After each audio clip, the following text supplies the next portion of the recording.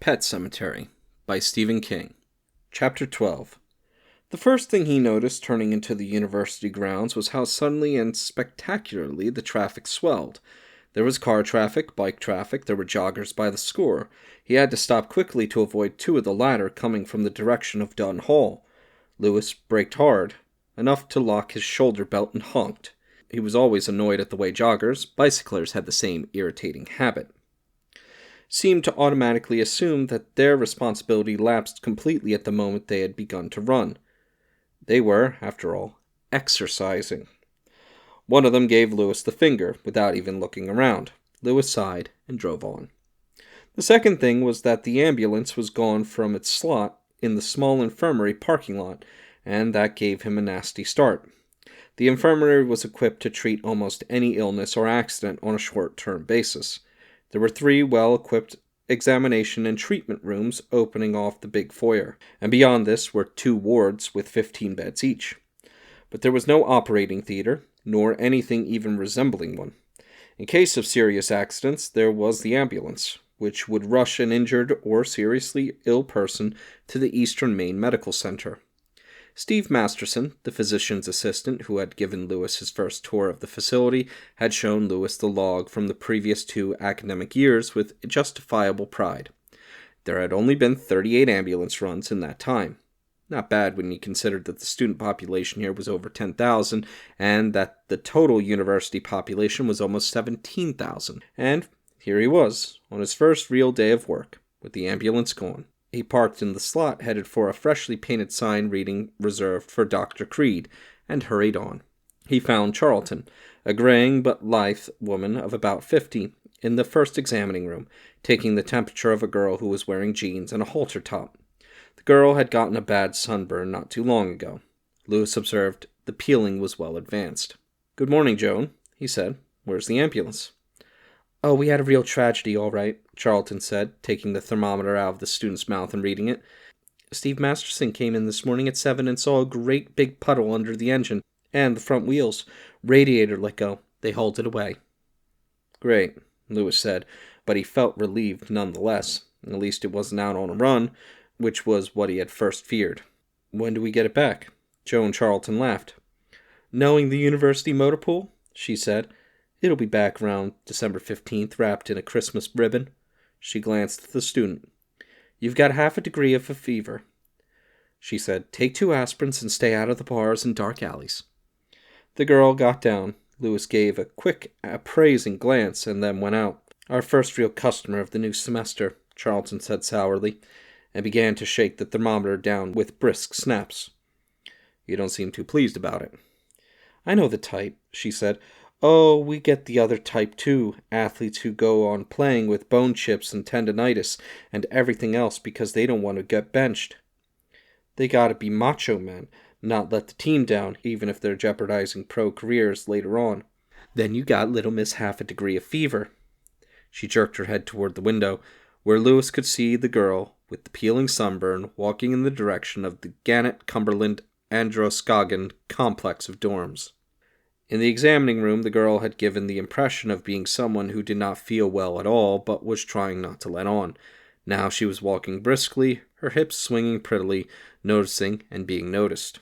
"Your basic college hypochondriac." Charlton dropped the thermometer into a sterilizer. "We'll see her 24 times this year. Her visits will be more frequent before each round of prelims. A week or so before finals, she'll be convinced she has either mono or pneumonia. Bronchitis is the fallback position. She'll get out of 4 or 5 tests, the ones where the instructors are wimps, to use the word they use, and get easier markups. They always get sicker if they know the prelim or final is going to be an objective test rather than an essay exam." "My, aren't we cynical this morning?" Lewis said. He was in fact a little nonplussed. She tipped him a wink and made him grin. "I don't take it to heart, Doctor, neither should you." "Where's Stephen now?" "In your office, answering mail, and trying to figure out the latest ton of bureaucratic bullshit from Blue Cross Blue Shield," she said. Lewis went in, Charlton's cynicism notwithstanding. He felt comfortably in harness. Looking back on it, Lewis would think, when he could bear to think about it at all, that the nightmare really began when they brought the dying boy. Victor Pascal, into the infirmary around 10 that morning. Until then, things were very quiet. At 9, half an hour after, Lewis arrived. The two candy stripers who would be working the 9 to 3 shift came in. Lewis gave them each a donut and a cup of coffee and talked to them for about 15 minutes, outlining their duties. And what was perhaps more important, what was beyond the scope of their duties. Then Charlton took over. As she led them out of Lewis's office, Lewis heard her ask, "Either of you allergic to shit or puke? You'll see a lot of both here." "Oh, God," Lewis murmured and covered his eyes, but he was smiling. A tough old babe like Charlton was not always a liability. Lewis began filling out the long Blue Cross Blue Shield forms, which amounted to a complete inventory of drug stock and medical equipment. "Every year," Steve Masterson said in an aggrieved voice. "Every goddamn year the same thing. Why don't you write down complete heart transplant facility, approx value $8 million, Lewis? That'll foozle him." And he was totally engrossed, thinking only marginally that a cup of coffee would go down well, when Masterson screamed from the direction of the foyer waiting room, "Lewis! Hey, Lewis, get out here! We got a mess!" The near panic in Masterson's voice got Lewis going in a hurry. He bolted out of his chair almost as if he had, in some subconscious way, been expecting this. A shriek as thin and sharp as a shard of broken glass arose from the direction of Masterson's shout. It was followed by a sharp slap, and Charlton saying, "Stop that or get the hell out of here! Stop it right now!" Lewis burst into the waiting room, and was first only conscious of the blood. There was a lot of blood. One of the candy stripers was sobbing. The other, pale as cream, had put her fisted hands to the corners of her mouth, pulling her lips into a big revolted grin. Masterson was kneeling down, trying to hold the head of the boy sprawled on the floor. Steve looked up at Lewis, eyes grim and wide and frightened. He tried to speak. Nothing came out. People were congregating at the student medical center's big glass doors, peering in, their hands cupped around their faces to cut out the glare. Lewis's mind conjured up an insanely appropriate image. Sitting in the living room as a kid of no more than 6 with his mother in the morning before she went to work, watching the television. Watching the old Today Show with Dave Garroway. People were outside, gaping in at Dave and Frank Blair and good old J. Fred Muggs. He looked around and saw other people standing at the windows. He couldn't do anything about the doors, but... "Shut the drapes!" He snapped at the candy striper who had screamed. When she didn't move immediately, Charlton slapped her can. "Do it, girl!" The candy striper got in gear. A moment later, green drapes were jerked across the windows. Charlton and Steve Masterson moved instinctively between the boy on the floor and the doors, cutting off the view as best they could. "Hard stretcher, Doctor?" Charlton asked. "If we need it, get it," Lewis said, squatting beside Masterson. "I haven't even had the chance to look at him." "Come on," Charlton said to the girl, who had closed the drapes. She was pulling the corners of her mouth with her fists again, making that humorless screaming grin. She looked at Charlton and moaned, "Oh, ugh." "Yeah, oh, ugh is right. Come on." She gave the girl a hard yank and got her moving, her red and white pinstripe skirt swishing against her legs. Lewis bent over his first patient at the University of Maine at Orono. He was a young man, aged approximately 20, and it took Lewis less than 3 seconds to make the only diagnosis that mattered. The young man was going to die. Half of his head was crushed. His neck had been broken. One collarbone jutted from his swelled and twisted right shoulder. From his head, blood and a yellow pussy fluid seeped sluggishly into the carpet. Lewis could see the man's brain, whitish-gray and pulsing through a shattered section of skull. It was like looking through a broken window. The incursion was perhaps 5 centimeters wide, and if he had had a baby in his skull, he could almost have birthed it, like Zeus delivering from his forehead. That he was still alive at all was incredible.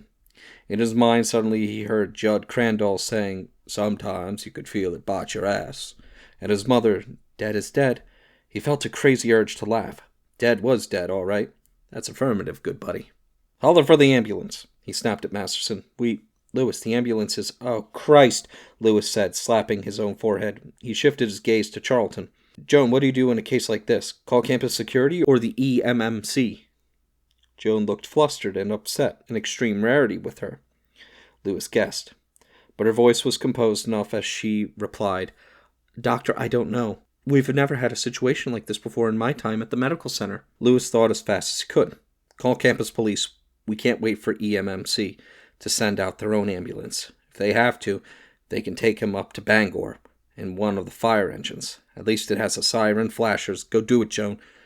She went, but not before he caught her deeply sympathetic glance and interpreted it. This young man, who was deeply tanned and well-muscled, perhaps from a summer working on a road crew somewhere, or painting houses, or giving tennis lessons, and dressed now only in a red gym shorts with white piping, was going to die no matter what they did. He would be just as dead, even if their ambulance had been parked out front with the motor idling when the patient was brought in. Incredibly, the dying man was moving. His eyes fluttered and opened, blue eyes, the irises ringed with blood. They stared vacantly around, seeing nothing. He tried to move his head, and Lewis exerted pressure to keep him from doing so, mindful of the broken neck. The cranial trauma did not preclude the possibility of pain. The hole is in his head. Oh, Christ, the hole is in his head. What happened to him? He asked Steve, aware that it was, under the circumstances, a stupid and pointless question. The question of a bystander. But the hole in the man's head confirmed his status. A bystander was all he was. Did the police bring him? Some students brought him in a blanket sling. I don't know what the circumstances were. There was what happened next to be thought of. That was his responsibility, too. Go out and find them, Lewis said. Take them around the other door. I want them handy, but I don't want them to see any more of this man than they already have. Masterson, looking relieved to be away from what was happening in here, went to the door and opened it, letting in a babble of excited, curious, confused conversation. Lewis could also hear the warble of a police siren. Campus security was here, then. Lewis felt a kind of miserable relief. The dying man was making a gurgling sound in his throat. He tried to speak. Lewis heard syllables, phonetics at least, but the words themselves were slurred and unclear. Lewis leaned over him and said, "You going to be all right, fella?" He thought of Rachel and Ellie as he said it, and his stomach gave a great, unlovely lurch. He put a hand over his mouth and stifled a burp. "Gah," the young man said. "Gah." Lewis looked around and saw that he was momentarily alone with the dying man. Dimly he could hear Joan Charlton yelling at the candy stripes that the hard stretcher was in the supply closet off room 2. Lewis doubted if they knew room 2 from a frog's gonads. It was, after all, their first day on the job. They had gotten a hell of an introduction to the world of medicine. The green wall-to-wall carpet was now soaked to muddy purple in an expanding circle around the young man's ruined head. The leakage of intracranial fluid had mercifully stopped. "In the pet cemetery," the young man croaked, and he began to grin. This grin was remarkably like the mirthless, hysterical grin of the candy striper who had closed the drapes. Lewis stared down at him, at first refusing to credit what he had heard. Then Lewis thought he must have had an auditory hallucination. He made some more of those phonetic sounds, and my subconscious made them into something coherent, cross-patched the sounds into my own experience. But that was not what had happened, and a moment later he was forced to realize it. A swooning, mad terror struck him, and his flesh began to creep avidly, seeming to actually move up and down his arms and along his belly in waves. But even then he simply refused to believe it. Yet the syllables had been on the bloody lips of the man on the carpet as well as in Lewis's ear. But that only meant the hallucination had been visual as well as auditory. "What did you say?" he whispered, and this time, as clear as the words of a speaking parrot or a crow whose tongue had been split, the words were unmistakable. "It's not a real cemetery." The eyes were vacant, not seeing, rimmed with blood, the mouth grinning the large grin of the dead carp. Horror rolled through Lewis, gripping his warm heart in its cold hands, squeezing. It reduced him, made him less and less until he felt like taking to his heels and running from this bloody, twisted, speaking head on the floor of the infirmary waiting room. He was a man with no deep religious training, no bent toward the superstitious or the occult. He was ill-prepared for this, whatever it was. Fighting the urge to run with everything in him, he forced himself to lean even closer. "What did you say?" he asked the second time. The grin. That was bad. "The soil of a man's heart is stonier, Lewis," the dying man whispered. "A man grows what he can, and tends it." Lewis, he thought, hearing nothing with his conscious mind after his own name. Oh my God, he called me by my name. Who are you? Lewis asked in a trembly, papery voice. Who are you? Injun bring my fish. How did you know my... Keep clear. Us. No. You... Gah, the young man said, and now Lewis fancied he could smell death on his breath. Internal injuries, lost rhythm, failure, ruin. Gah.